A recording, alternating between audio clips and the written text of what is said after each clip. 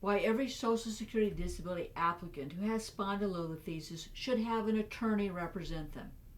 Many claims are denied at the initial application and request for reconsideration stage because the applicant hasn't adequately explained their work duties and their medical records just don't explain your capacities, what's known as a residual functional capacity. It's crucial that your medical records address this, or alternatively that your physician complete a residual functional capacity form. And if that doesn't happen and you have to file for a hearing, you get to have a trial in front of a judge.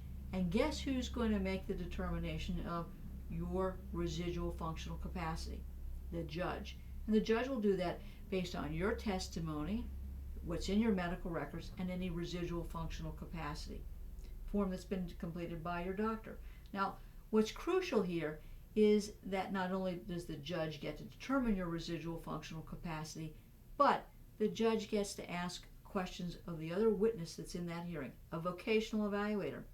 That vocational evaluator will have never met you, will have only heard the testimony and seen what you filled out in terms of your forms about your work history. The judge may say to that vocational evaluator, I want you to assume that this hypothetical applicant can sit for 6 out of 8 hours, can lift 20 pounds, can stand, stoop, and bend occasionally. And Mr. and Mrs. VE, can that mythical hypothetical person, just like the person sitting here, go back to the lightest physically demanding job that they've held in the 15 years before they became disabled? Now, depending on the hypothetical and your prior occupation, the answer might be no, but the answer could be yes. And if the VE says that there are other jobs that you could potentially do, then you are going to lose at step 4. Now, if the judge stops there, you definitely lose. But if the judge goes on and asks whether or not there's other work that you can do in the national economy in view of your age, education, and skills, and the vocational evaluator comes up with 3 more jobs, guess what? You're going to lose. So unless the judge modifies that hypothetical, so ultimately the vocational evaluator says you can't go back to the lightest job you held in the 15 years before you became disabled and there isn't any other work you can do, you are going to lose. It's as simple as that. Well, it's not so simple, is it, really?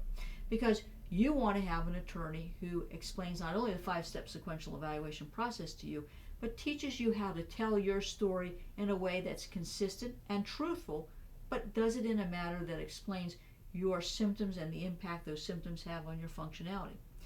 You want to have an attorney who gathers all your medical records and gets, if possible, a residual functional capacity form completed by your doctor, submits a brief to the judge if requested, can help you tell your story properly by getting you prepared for that hearing, but also asking you questions if the judge doesn't ask the right questions. And lastly, cross-examining that vocational evaluator.